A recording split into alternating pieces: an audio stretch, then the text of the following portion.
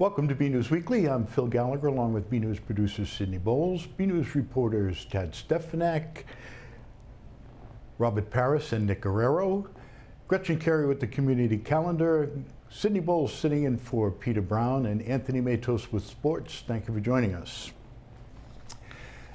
We begin this week with several developments in Burlington's art world, starting with the Sculpture Park. The park's leases on 4 of its statues are ending soon, and the committee in charge of the park just got approval to lease 5 new sculptures. The new leases come at a time of transition for the park. Construction is expected to begin within a year on the newly approved $46 million police station next door, which means the Sculpture Park must relocate to an as yet undetermined location. But the Sculpture Park committee says it won't be too hard to move art, so they're moving forward. The details of the newly leased art has not been released in order to amp up anticipation for the unveiling, so stay tuned for that. And in further art news, the Burlington Economic Development Office presented a plan this week for a $23,000 trailer to be outfitted with local art and moved around town to various events. Economic Development Director Melissa Tintakalis said it's part of her effort to connect the business world with local art. Partly there is this theme in terms of economic development that you bring arts and cultures as the nexus for bringing more economic vitality and like kind of the creative side of things that, you know, help to kind of inspire and connect with the greater community. And that's what we're trying to explore here. And it's a little harder than in some communities that definitely have a very strong kind of vein of art. So we are tapping into a few residents who have already had some history and have some experience with creating some art. Tintakalis said funding for the project would come from an existing grant that's already supported Burlington's Beer Garden project. But not everybody was sold on the idea. Here's Select Board member Nick Priest. I don't know if I love it as an idea from economic development. I think it's a fantastic idea. I just don't know if it's the right idea. You know, I'm not gonna put ideas out there and say these are things you have to do, right? But like, I would almost rather see that money go towards more permanent things that we could have around town, right? As opposed to having to deal and manage with a trailer that we have to then move throughout town, right? Like I know I always am the first person to say don't let logistics kill a good idea, right? But the logistics having to move a trailer around town and to outfit it for multiple events over the course of just a given year, right, sounds exhausting. Was taken, the town is expected to revisit the plan over the summer. Speaking of the nexus between business and art, you may have noticed a new mural in the plaza by True North Cafe. Tad Stefanak has this look. A new piece of art all about Burlington is being added to the town center. This is kind of part of our town center initiatives.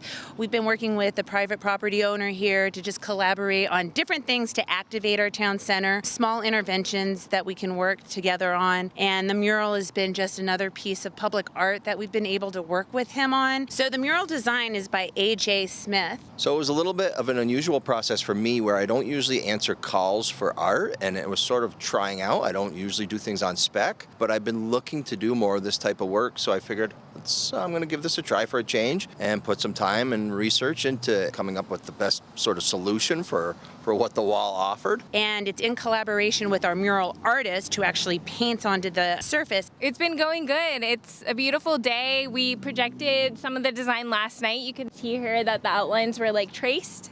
I'm kind of cruising along, just filling in the blocks. And over the course of the next week or so, 2 weeks, I'll be here with a couple of assistants and we'll really bust this thing out. And it's more of a public-private partnership in that, you know, the space and the wall is, you know, privately owned, but the idea and the initiative is really around the community. Finding the more popular figures who came from Burlington and then some of the more obscure historical facts, trying to sneak that in there and making it all visually appealing where you're all sandwiching everything together. And I'm very happy and very fortunate that came out the way that it is. And we'll have a QR code that it will take you to a website, and then you kind of can figure out who the different people are and kind of have a different playful interaction with the mural as well.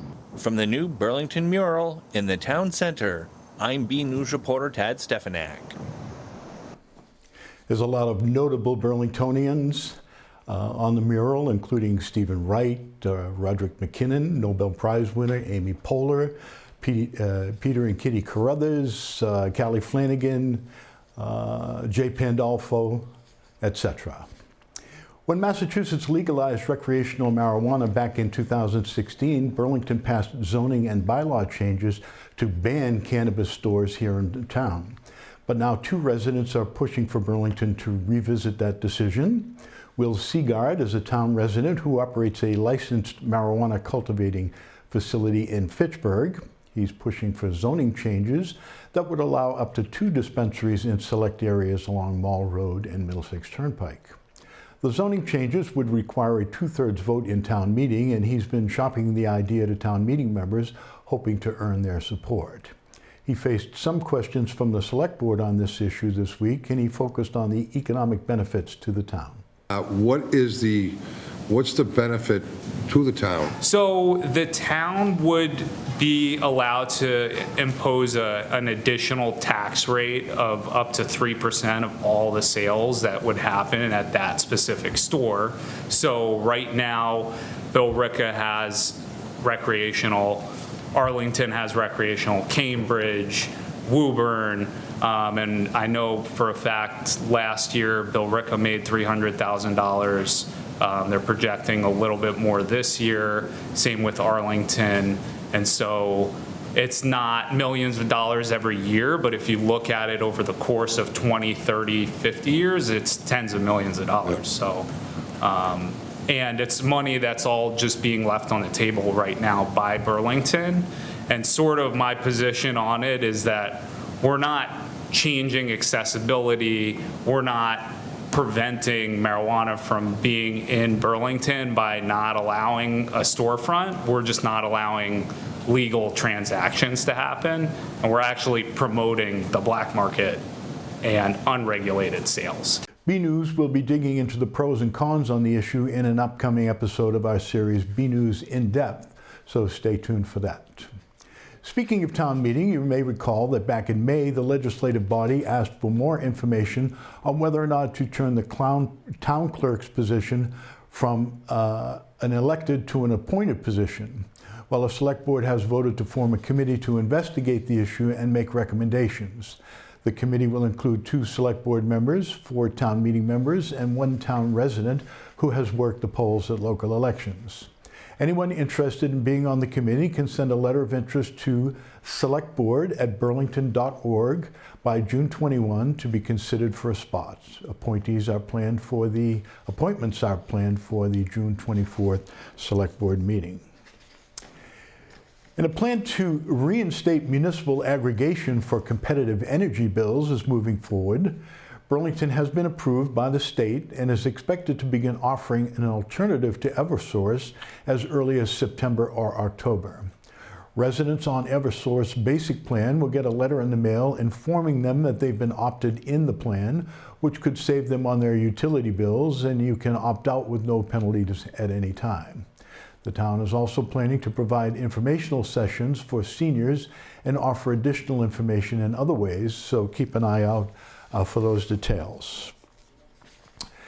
A second new committee was formed this week, this one to oversee the $4.7 million project to improve the grassed field at Marshall Simons Middle School. The project was subject of much debate at May's town meeting and was reduced from an initial 2-field project that would have cost more than $6 million. The new committee will be made up of representatives from the school committee, the school administration, town government, the Marshall Simons parent group, student and teacher communities, and town residents. School committee member Jeremy Brooks is chairing the new committee, and he will be reaching out to potential committee members in the coming days. One wonders how effective a committee that large can be. A youth behavior risk assessment for Burlington students has been released, and the data shows that the kids are mostly all right. According to an anonymized survey of almost 1,400 middle and high schoolers, Burlington students were doing better than Middlesex League schools and Massachusetts schools as a whole in most categories. from physical activity and nutrition to safety and discrimination to substance use and sexual behaviors. An area of significant improvement was all around depression and self-harm behaviors. Rates of self-harm among Burlington middle schoolers declined by about 50%, from 16% in 2021 to 7% in 2023. The survey also found room for improvement on some measures and for some students. For instance, LGBTQ students were less likely to have a trusted adult they could talk to, and Hispanic or Latino students were significantly less likely to participate in extracurricular activities. The data is used to help guide the schools in providing targeted interventions to help students thrive. What began as a Girl Scouts project a year ago has become an annual activity in Burlington, having been taken over by the Parks and Recreation Department. Volunteer reporter Nick Guerrero takes us there. The Burlington Parks and Recreation held its second annual Culture Festival. Last year, it was such a success that this year was even bigger. And I went over to Science Park to check it out. I think the Culture Fest went really well today. This is only our second year doing it as like a community, so I'm really glad about the turnout and everyone that came and supported, and the sheer amount of cultures that we have here is just fantastic. It's so exciting to see all the different cultures being represented in one place, especially here in Burlington, when I wish we do it more often. It has like great things, and I just like the food there. I like doing the fun activities that they have. Look at all my friends here. They all come from different parts of China, northern, southern, west part, and different provinces. My heritage is German. I speak German. I lived there for a while, and I just wanted to share it. My parents are from India, but I was born in America. And we're representing the dances and clothing and food from 7 different states. I'm really happy that we get to share our culture, share South Asian culture, and just really, do henna and all that share it with the community. It's kind of cool to see everyone's different cultures and stuff, and it's very exciting. So I am from the States, but my mom is from Pakistan. We're representing Pakistan and one of the Muslim countries in the world. We think it's really important that diversity is so important, and we're part of the Burlington community, and it's just wonderful to let everybody know we're here and what we're all about. Well, I just moved to Burlington about a year ago, and I wanted to be part of the community, and I wanted to represent my cultural background. I think it's there's a lot of families here. It's a great turnout, and I'm really excited for other people to learn about countries they may not otherwise be exposed to. I hope it continues for years to come. I think it's a great way of getting people together and really just building relationships with everybody from around the world. This is our second year doing it. It started as a Girl Scout project, and now it's like a town event, so it's amazing. I'm so glad that it became such a success that now it's become an annual event, essentially, and we're doing it every year, and we partner with Parks and Recs and everything. With the festival being such a dazzling success for its second year, I think we can all agree this should continue on. From the Culture Festival, I'm Nicolas Quilelo for BNEWS Weekend. In collaboration with the Tri-Town Public Health Collaborative, the Burlington Board of Health recently screened the documentary Below the Belt, which explores the condition of endometriosis. Sydney Bowles has more. I knew something was weird. I knew something was wrong. Endometriosis impacts about 10% of women, but according to the documentary Below the Belt, it can take years to get a diagnosis, and treatment often fails to solve the problem. Melanie Tanionis' daughter suffers from the condition, and she brought the screening to Burlington to raise awareness. My daughter was suffering from, at the time I didn't know were symptoms of endometriosis, and in the first year, one of the clinicians said, maybe you should look into this. And she had 2 x-rays, 2 ultrasounds. She saw a gastro specialist. She saw her pediatrician. She saw a adolescent specialist in gynecology, and still she was pretty sick. Dr. Malcolm Kip McKenzie cared for Melanie's daughter and spoke at the event. In residency, I wasn't the primary person. I was the assistant at a surgery, learning surgery for endometriosis, doing treatment for endometriosis under the supervision of somebody who would then see that patient later. I never saw them after they had surgery. I assumed they all got better. And then reality struck when I was in practice, actually seeing the patients back who I had done surgery on, and good God, not one of them was getting better. If we don't say we're not going to live like this anymore, we're not going to accept this anymore, no one's going to do it for us. It's up to us to make the change. I hope they took away, like, how is it possible that there are people, as I said in the introduction, who have surgery every year, not for a couple of years, but for 2 decades? It's not unusual for me to find women like that. So I hope what they take away is this is something fundamentally wrong with the system. From Grandview Farm, I'm Sydney Bowles. It was a night of gratitude and community recently as BCAT, yes, that's us, the network you're watching right now, celebrated the volunteers who make it all happen. The 2024 annual meeting and appreciation night was a look back at the year that was, from middle schoolers producing their first news stories to high school seniors taking the skills they learned right here and bringing them to their next chapters.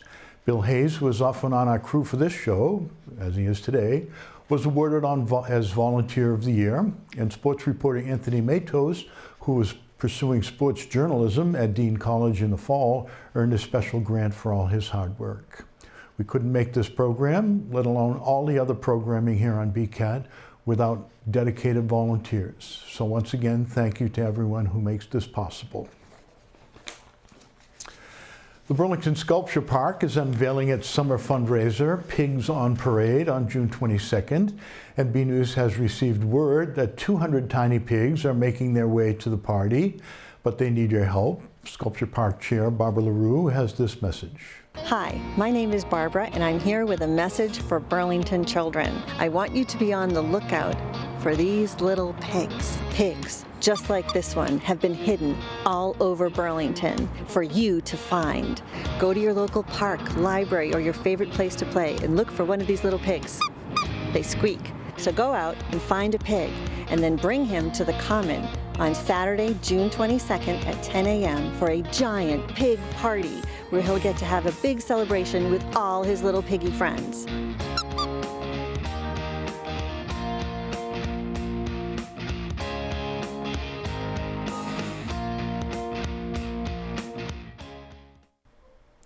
Now let's turn to Anthony Matos for the sports report.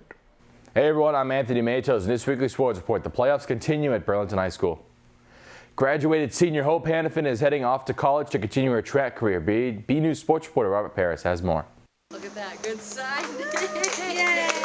2024 graduate Hope Hannafin is off to the Granite State in the fall as she continues her track and field career at Southern New Hampshire University. A signing was held in the BH's cafeteria where she and her family signed the papers. I'm really excited for next year.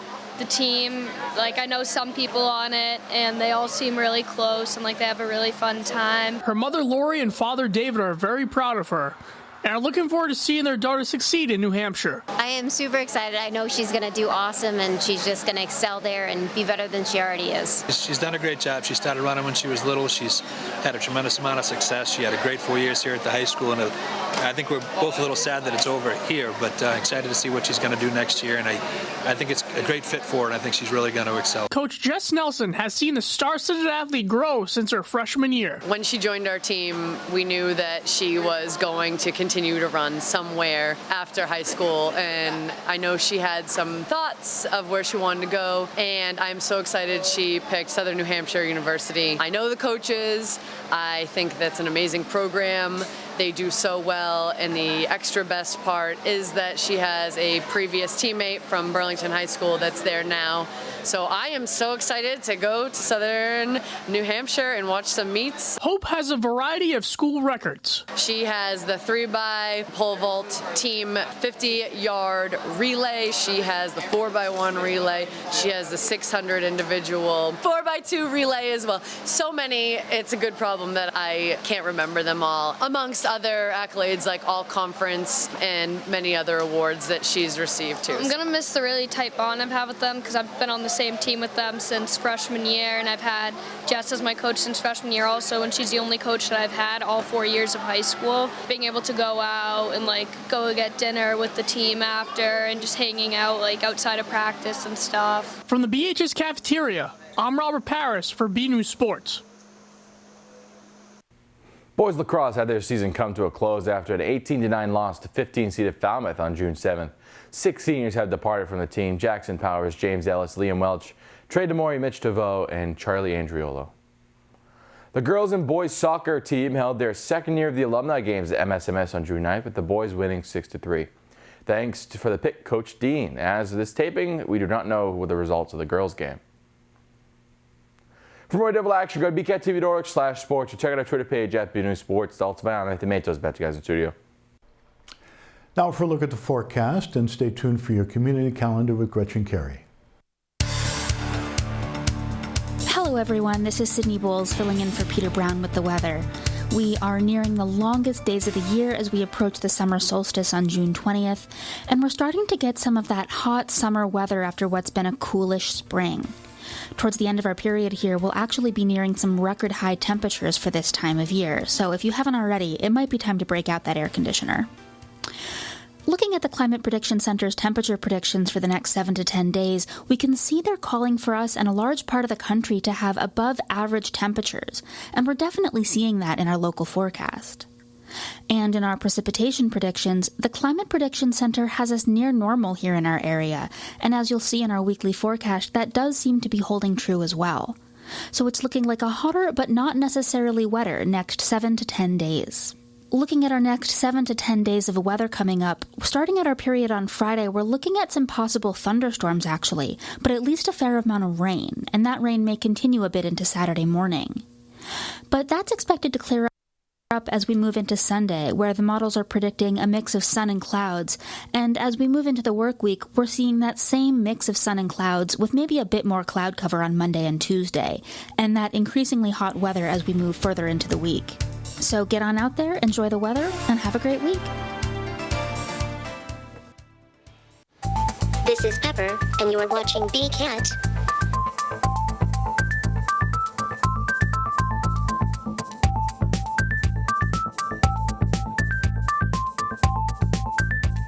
Hey everyone, I'm Gretchen Carey, and this is your Community Calendar. On June 18th from 6:30 to 8 p.m., the Burlington Public Library is continuing the Meet the Chef series. Chef William Santoluco from Basile Nordstrom will be answering questions and providing free food samples. No registration is required for this event. On June 20th at 6:30 p.m., the Made in Burlington store will be having a candle making experience. For more information and to register, go to the following website. On June 22nd and 23rd, the Burlington Parks and Recreation Department will be having the Great American Campout at Simons Park. The event is rain or shine and is for Burlington residents only. Pre-registration is required. To register, go to the Recreation's website. For more community calendar events, go to bcattv.org, burlingtonpubliclibrary.org, and burlingtonrecreation.org. I'm Gretchen Carey, and that was your Community Calendar. And as we do each week, we're finishing up with a photo sent in by a member of the community. This one comes from Sharon Bergeron, who says it's a beautiful sunset over Simons Park. Thank you, Sharon. If you have a photo you'd like to see featured here, email it to us at bcat@bcattv.org with the subject line Photo of the Week. One last plug, if you're looking for something to do this weekend, head on over to the Cops and Cars Car Show from 10 a.m. to 2 p.m. on the Burlington Town Common. Proceeds go to the Burlington Food Pantry. That's our program for this week. Thanks for tuning in. I'm Phil Gallagher, and I'll see you right here next week.